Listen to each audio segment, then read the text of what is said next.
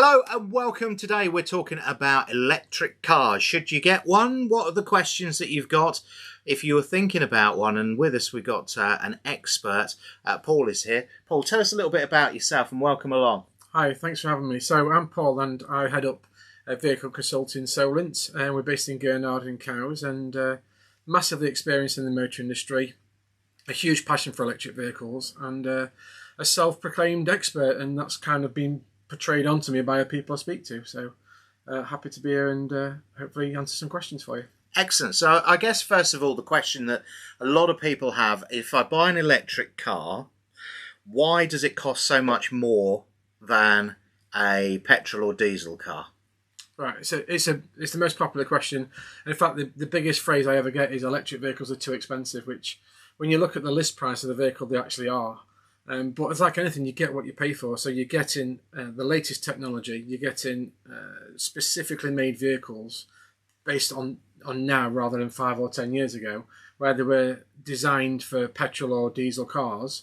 They're now designed to hold a battery, which is obviously a different fuel type. But there are ways we can make them affordable for most people. And actually, when you do a cost analysis, although the initial outlay may look more expensive, the actual true life cost of a vehicle is actually, in many cases, lower. So you could actually save money, even though when you look at that list price, you may actually find that it's cheaper to get an electric car in the long run than if you go for a petrol or diesel.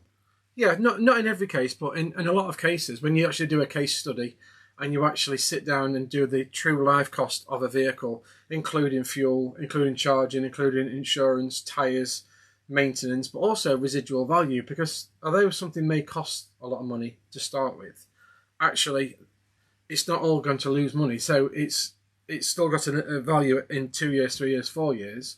So just like a petrol or diesel car will depreciate, an electric car will, but the depreciation, what we're finding is nowhere near as much. So the actual true cost of those 2, 3 or 4 years of ownership or driving is actually in many cases a lot lower.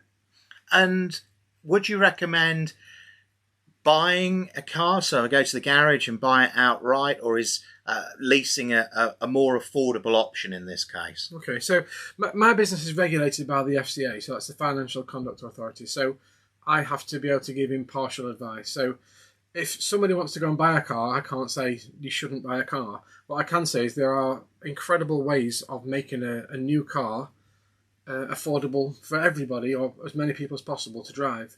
We actively promote vehicle leasing, and that's for personal and business users, because that gives a one-off or one monthly payment fits all. You can have maintenance in there, you can have insurance in there, you've got your road tax that's not applicable in an electric car, obviously, but you can actually make that affordable in a monthly payment, a bit like you would with your mobile phone when you buy the handset or you lease the handset and you lease the line rental.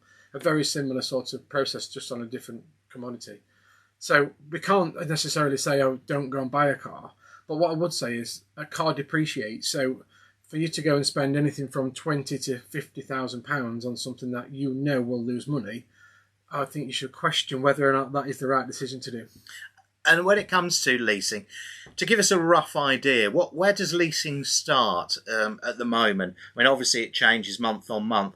But if I was looking for a low price, small city car, what kind of budget should I be looking at? I mean, are we talking like £500-600 a month, or way less than that? Way less than that. So we've currently got at least 3 models, maybe 4 models that are under £200 a month on a personal basis. Small deposit, but there is plenty of scope to bring that payment down. The more deposit you put in, the lower the monthly payment, and the lower deposit, the higher monthly payment. But we can balance that we can actually do no deposit deals. We can actually do high deposit deals. It's varies to budget and obviously credit worthiness, really.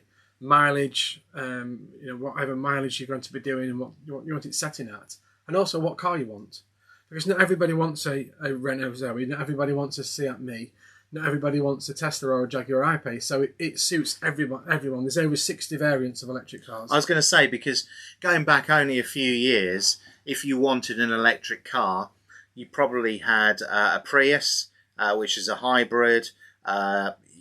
very few models were Yeah, around absolutely. back then, but now 50 or 60 different choices. There's over 60 now. I think that's growing daily. Audi's just bought 3 or 4 models out just this last week. So all the manufacturers, all the money and investment in electric vehicles is all there. Billions and billions of pounds worldwide, where the manufacturers are investing in technology and to create a car or a range of cars that will suit as many people's needs as possible. It will never suit everybody, and one of the things that I come across is, since the government said, "Oh, in 2030 everyone's got to have an electric car," there's always that the set of people who don't want to be told what to do, and even if they wanted an electric car, they probably won't now because they've been told what to do. And I agree with that, because to preach to somebody they should do something isn't great. Mm-hmm. And what I like to do to people like yourself and others is just chat about it, talk about it, show people the options, show people there is another way. And when that penny drops to people, it's actually quite exciting, because you can see actually they are ready to make a move into electric car. Not just because we sell electric cars, because we can sell any vehicle, but because it's actually it's exciting, it's new, it's modern, it's high tech. It's obviously the vogue thing at the moment, on trend, and it's kind of becoming, particularly for a business, almost a go-to thing for tax breaks for a business owner, because on a company car, it's currently 1% company car tax. If you have a petrol, it's about 34%. So not only is it for the business to lease the cars, but also for the individuals driving it. Yeah, if you're a company car user and you would currently have, let's say, for example, a Kia Sportage on your fleet, and you were driving that vehicle, you'd probably expect to pay anything from £100 to £200 a month in tax alone on that car because of the emissions. The electric version, even if you had a £100,000 Porsche, you're still only paying 1%. So it's a great advantage. The electric vehicle, the growth of electric vehicles, which is now accounts for 1 in 10 cars sold in the UK, which is an amazing achievement where it's come from, is driven by a business. It's driven by the private sector and their company car drivers and their directors and wives, because there is a tax perk at the moment of switching to an electric vehicle, and that is where you can take money out of your business at 1% effectively, or 2% next year, instead of 20 or 40%, where you would normally take cash or a salary out of your business, and you would pay 20 or 40% tax on that depending on what you took, and then you would personally lease or personally buy a car. That's switched right round. If you go back to the early 90s, and we're both old enough to know that, company cars were a perk. They were a thing. Everyone wanted a company car. And because all of a sudden the government started taxing heavily, and then the perk was lost. And now the perk's back, and it's the rebirth of the company car, which is pushing the electric vehicle revolution, really. I was going to say, I mean, one thing that I know a lot of people mention, and it's something that's gone through my mind, is range anxiety, I think is the official term of it, is with a petrol station, I'm driving from A to B. If halfway through that journey, I'm probably not that far away from a petrol station. How does that work with an electric vehicle? Once the battery runs out, that's it. Yeah, once the battery runs out, it stops. Just before it's going to run out, it'll go into turtle mode or snail mode, or whatever the manufacturer calls it, and the vehicle will lose most of its functions. It can still accelerate and brake and indicate, and if it's at night, it'll put the lights on, but everything else will go off. And that is then designed to get you to the nearest charging point. Range anxiety is a thing, more so if you're on the mainland, because the distances you possibly will travel are different to where we live on the Isle of Wight. We can only go 23 miles one way. Yeah. So for the Isle of Wight, and for the businesses and personal people on the Isle of Wight, there's probably not a better place in the UK to run an electric vehicle. What kind of ranges are we talking about now? Because it used to be, going back 5 years or so, 100 miles, something along those lines, which again works okay for the Isle of Wight. But if I was going on a family holiday, I'd probably want a bit more than that. Yeah, so you're right. 5 years ago, if you got 100 miles, you were doing really well. I mean, the biggest example was the Nissan Leaf, the first and second generation Nissan Leaf. That was possibly the best electric car most affordable at its time. Now, if I parked one up next to here, you'd think it looked 10, 15, 20 years old because technology is changing so much. But there's not many cars now under 100 miles, and vans. They are the vehicle I drive, Renault Zoe, that's 240 miles on one charge. There's been the long range Tesla will do nearly 400 miles. There's a new Kia just come out, the EV6, that'll do 370 miles. The new Ford Mustang, that'll do nearly 400 miles. So there's loads of different vehicles in different sizes. And I'm guessing it's only going one way, and that's better and better range as things go forward, is it? Yes and no. So not everybody needs to have a 500 mile capacity battery. We don't. No. I don't. Because you're going to have to pay for that. And I don't know a human that can drive 500 miles without having a break. So the government recommend that you drive for 2 hours and stop anyway. So how far can you drive in 2 hours? Here, not very far. But even on the mainland, you can only go so far. So, but what's happening now since the government changed their grant scheme? Because it used to be £3,000 discount off any electric car, and then they brought the price down, so it was only certain cars. All of a sudden, the manufacturers are lowering their prices slightly to get that grant, but also not necessarily putting the biggest battery in and giving options. So the Hyundai, for example, the Kona is a brilliant vehicle, but it's now got 2 battery options. So one will do 190 miles, one will do 320 miles, and so you've got that choice. On the Isle of Wight, do you need a 300 mile range? No, you really don't, because your average mileage on the Isle of Wight is probably under 8,000, and how many times a year do you need to charge that car? But if you are on the mainland and you are planning a long journey, you do have to plan your journey. And you should anyway, but you do have to plan the journey. Most technology in the cars now will have a route planner in the car where it will tell you where the charging points are. There's various apps which you put on your phone which will tell you where the charging points, not only where they are, but if they're working and what manufacturer they are, to make sure you've got the right app to use them, and also if there's anyone on them as well. So yeah, range anxiety is a thing. It's almost a go-to excuse for some people too. Those people that feel they're being told to have an electric car, or bullied into an electric car, or preached to have an electric car. One of the first obstacles is, well, I will go to Scotland once in 3 years, so I'll need a car that'll do 1,000 miles. So, so that's not great for them. But again, the motorway service network on the mainland, the dual carriageways, GridServe are massive on the mainland, the company, and they are just rolling out super rapid chargers, so you can charge a car up to 80 miles in 5 minutes. Wow. Which is insane. So, and the whole petrol station, electric charging station things, although obviously you don't spend as much time at a petrol station, there's actually more electric charging points in the UK than there are petrol stations. Wow, I didn't know that. Yeah. I guess one of the other questions is, if you're not ready to make the full leap to electric at the moment, there are other options, and it's something that I should probably say that I went for, which is a hybrid car. So actually I drive my car most of the time on the battery, but if I need to, I can also switch to petrol as well. I mean, is that a popular option, or is that a unusual option for people to take? Is that getting a bit of an old-fashioned option? No, it's not an old-fashioned at all. It's a sort of next step for people to, if they would like to go electric but they're not quite sure. And it's also, again, suiting what people want, like yourself, and the models and what the range and price of what's available.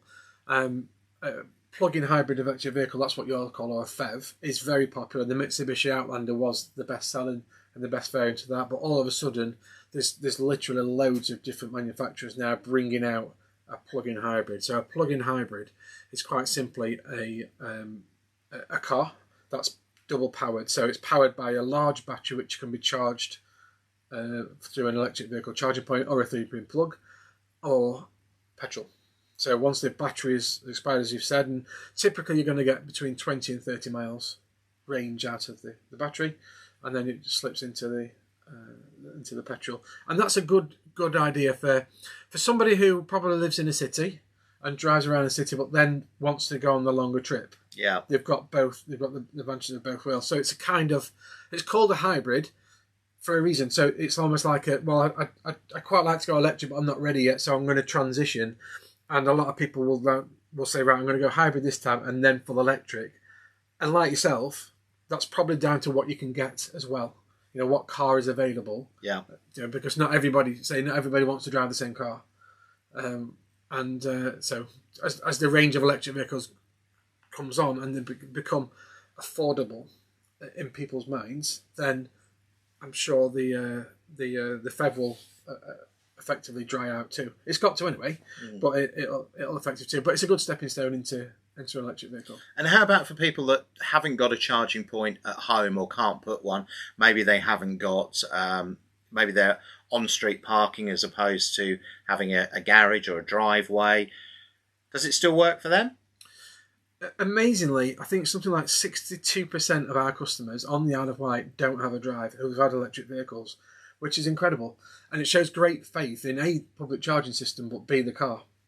With a 230, 240 mile range, I have a lady who took a car who lives in Cowes.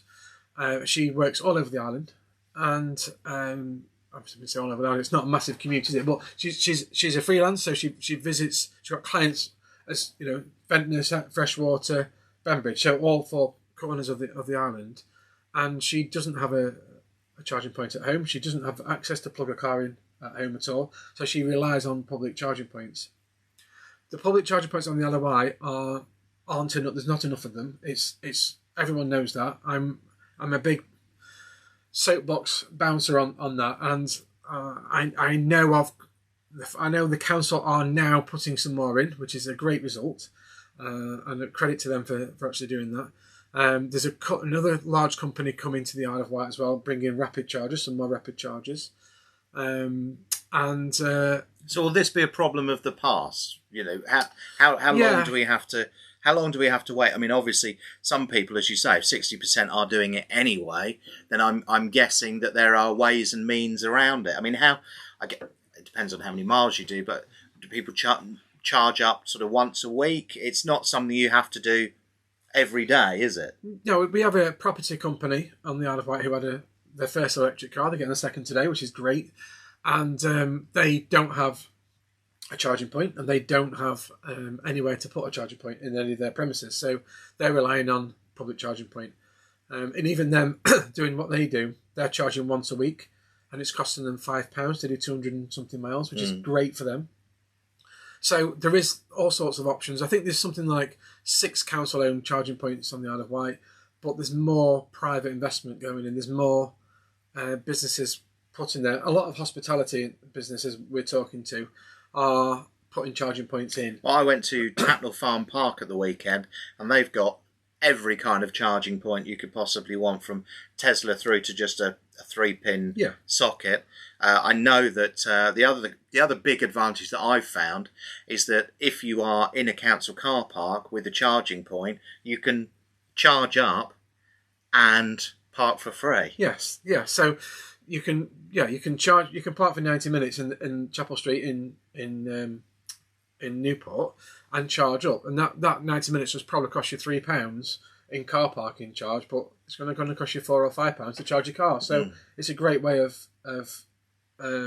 maximising the benefits. One problem we're going to have on the island, and we've already faced it already, is the amount of tourists coming to the Isle of Wight with electric cars. I've just said 1 in 10 cars are now electric. So, if there's a ferry with 200 cars on, there's at least the law of averages says there's 20 electric vehicles on there, and the eco traveller is there, and they will look at where can I charge my car. So, a lot of the charging points that EV Express are on the Isle of Wight are involved with are in hotels, or in holiday parks, in campsites, and that's growing and growing. Literally every day we're installing charging points everywhere. The beauty about them is they're open to anybody, so anybody can go in, because they all go on an app called ZapMap, and every time you put install an electric charging point, it goes on there, and anyone can go and use it. There's another scheme where you can share your charge point. So if you had a drive at home and you weren't going to be in, you can actually put your charging point on the ZapMap, and people can book through an app to go and park on your drive and charge, and you can charge them for that. And that's a good way of generating revenue to pay for your charging point. Right. Okay. So that's another way. So people are sharing the charging point, and a lot of businesses are doing that now. So if Right Radio wanted to put a charging point in outside and wanted to do that, then that's easily done. You could market the fact that there is a charging point in Dodner, and you can come and use it and just plug it in and pay to charge, just like you can anywhere else. So yeah, it's a great tool. So there's lots of flexibility. We're trying to build a community of charging points. So our premises where we trade from in Gurnard, on the front of there, we're currently got planning permission in to put a charging point in there, which will be a community charging point. So anyone in Cowes, in Gurnard, can come and use our charging point and log in on the app and charge away, because Cowes is one of those places, as you know, with not much off-street parking, so there's not many opportunities to put charging points in. The council are putting in street chargers, so street chargers are just that. So they're on the pavement and they're on the curb, so they're not in a car park, they're not on someone's drive, where people can go and charge them on there, and that should roll out. If it's successful, that should roll out even more. Fantastic. We could talk about this all day. I'm sure there are many questions that people have got. Hopefully we've answered the key ones. So is there anything else you'd like to add?